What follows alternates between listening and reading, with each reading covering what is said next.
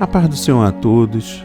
Estamos retornando para darmos continuidade à leitura da Bíblia em ordem cronológica. Hoje, no 38º dia, lendo esta linda história que Deus escreveu para nós, trago os capítulos 14, 15, 16, 17 e 18 do livro de Êxodo para leitura. Inspirações do dia. A prova da sede. Água em Refidim. A prova do combate. A luta com Ameleque. E conselho sábio de Jetro. No capítulo 14, trago destaque no versículo 14. O Senhor pelejará por nós. Deus prometeu aos israelitas que ia lutar por eles, mas eles tinham a obrigação de avançar pela fé em direção ao mar. Deus luta em prol dos seus à medida que estes andam pela fé e em obediência à palavra. No versículo 19 e 20, a coluna de nuvem. Na escuridão, a nuvem milagrosamente protegeu Israel, interpondo-se entre os egípcios e os israelitas. Ao mesmo tempo, a coluna de fogo da parte de Deus projetava abundante luz sobre o caminho através do mar, de modo que os israelitas pudessem atravessá-lo. No versículo 22, entraram pelo meio do mar em seco. O mar vermelho, literalmente mar de junco, acredita-se que é a extremidade sul do lago de Manzalé. A travessia do Mar Vermelho foi um ato milagroso diretamente da parte de Deus.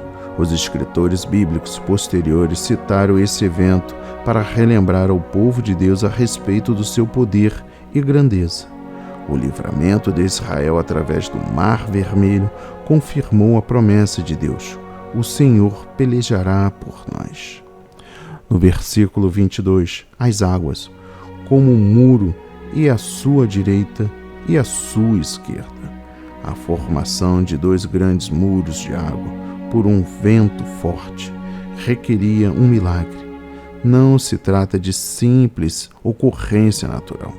A água arrumou-se, elevando-se em dois lados, formando um caminho que pode ter tido vários quilômetros de comprimento. No versículo 28, as águas tornando. Quando as águas retornaram ao normal, sua profundidade era suficiente para cobrir os carros egípcios e afogar o seu exército.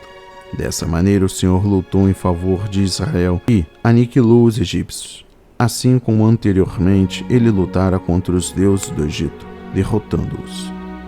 No caso das 10 pragas. E por fim, no versículo 31, e temeu o povo ao Senhor e creu, vendo o pavoroso juízo que Deus executou contra o exército egípcio. O povo temeu ao Senhor, e vendo o livramento milagroso da parte de Deus, creu no Senhor. Quando temos uma revelação autêntica da majestade de Deus e dos seus juízos contra o pecado, nós nos apegamos a Ele com fé e crescemos no seu temor. No capítulo 15, destaco os versículos 1 a 18. Então cantou Moisés este cântico.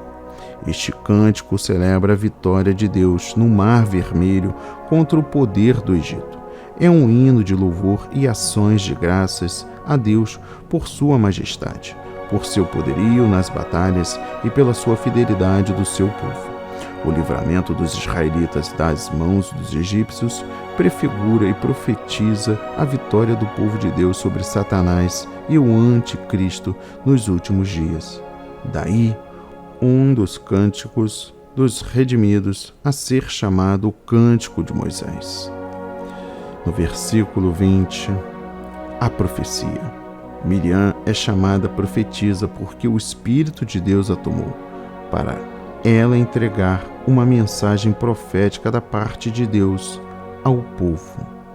No versículo 26, eu sou o Senhor que te sara. Se os israelitas zelosamente obedecessem ao Senhor e o seguissem, ele não permitiria que nenhuma das enfermidades ou pragas que ele lançou sobre os egípcios os afligisse.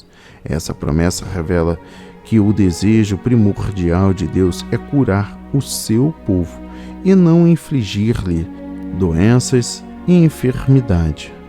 No capítulo 16, murmurou contra Moisés. Os israelitas reclamaram de Moisés e de Deus pela terceira vez.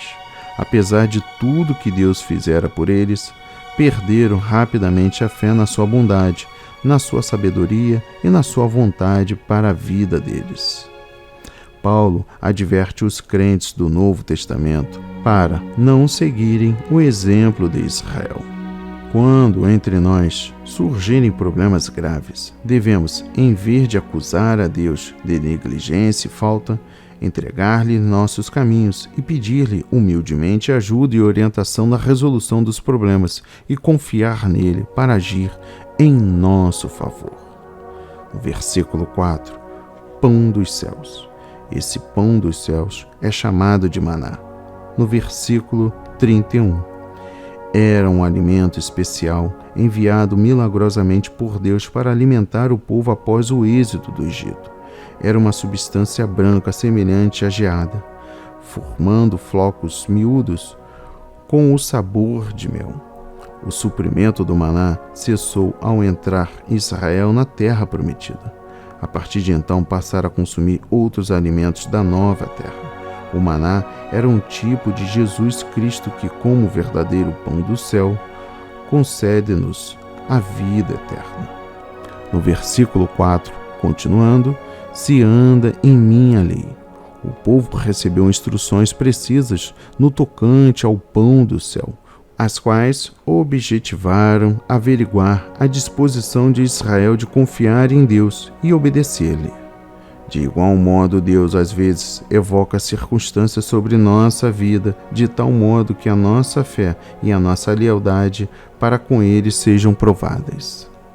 No versículo 21, cada manhã, Deus ordenou que colhesse maná somente suficiente para cada dia, a fim de ensinar o povo que a sua existência diária dependia exclusivamente da provisão divina. No versículo 30 e último, assim repousou o povo no sétimo dia. Deus instruiu o povo a respeito do sétimo dia, ressaltando o fato de que cada um devia repousar naquele dia, assim como ele repousou depois da criação. Deus sabia desde o início que se o povo deixasse de observar o sábado, esgotaria suas forças físicas e mentais, face a constantes preocupações e atividades desta vida. Tal falha os faria relegar a segundo plano em suas vidas e as coisas espirituais e divinas. No capítulo 17, tu ferirás a rocha. O Novo Testamento identifica essa rocha como Jesus Cristo, a fonte das águas vivas. Assim como aquela rocha foi ferida, assim foi Cristo que morreu na cruz. Assim como Cristo era a fonte da bênção de Israel, assim também ele é a fonte da bênção da igreja e aquele que lhe outorga o Espírito Santo. No versículo 9, Josué, o homem escolhido para ser sucessor de Moisés como líder de Israel, aparece aqui pela primeira vez na narrativa bíblica. Josué significa o Senhor salva, ou Yahvé é Salvador. A forma grega do nome Josué é Jesus. É muito adequado que o homem que posteriormente conquistaria Canaã apareça pela primeira vez desempenhando um papel de soldado. Deus o preparava providencialmente para as suas futuras lutas contra os cananeus. No versículo 11 e último, Moisés levantava sua mão. Moisés, de mãos levantadas para o Senhor, revela a sua dependência de Deus e de sua fé nele. Primeiro, a força e a vitória de Israel dependiam exclusivamente do povo a chegar-se a Deus continuamente em oração, fé e obediência. Quando Moisés cessava de orar, cessava também o fluxo do poder divino sobre o povo de Deus. Segundo, esse princípio divino continua em ação no novo concerto. Se deixarmos de buscar a Deus diariamente em oração, o fluxo da vida, a proteção e as bênçãos divinas minguará em nossa vida.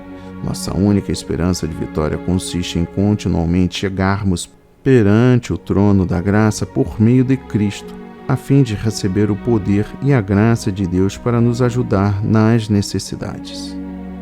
E chegamos ao capítulo 18 e último do dia. Versículo 2. Jetro tomou a Zípora. Moisés talvez mandou a sua esposa e seus 2 filhos para a casa de Jetro durante o período de seu conflito com o faraó. No versículo 11. Agora sei que o Senhor é maior. A palavra saber ocorre frequentemente no livro de Êxodo. Moisés e os israelitas precisavam saber quem era Deus e conhecer seu grande poder. O relato de Moisés a Jetro, testemunhando nas manifestações do poder de Deus e do livramento que ele operou, levaram Jetro a exclamar: agora sei, e a seguir participar da adoração ao Senhor.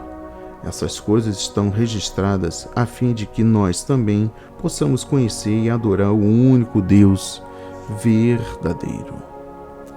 E chegamos ao final no versículo 21. Procura homens capazes. O conselho de Jetro deu a Moisés sobre delegação de autoridade a homens de Deus para maior eficiência e resultado na obra do Senhor continua válido hoje. O texto menciona várias qualificações de líderes do povo de Deus, os quais devem ser: primeiro, pessoas capazes; segundo, pessoas que temem a Deus; terceiro, pessoas instruídas na verdade e totalmente dedicadas à sua causa; e por fim, quarto e último, pessoas que abominam o ganho desonesto e que, por isso, estão livres da cobiça e do amor ao dinheiro. Que a palavra de hoje toque o seu coração, transforme a sua vida em nome de Jesus. Não deixe de ler a Bíblia.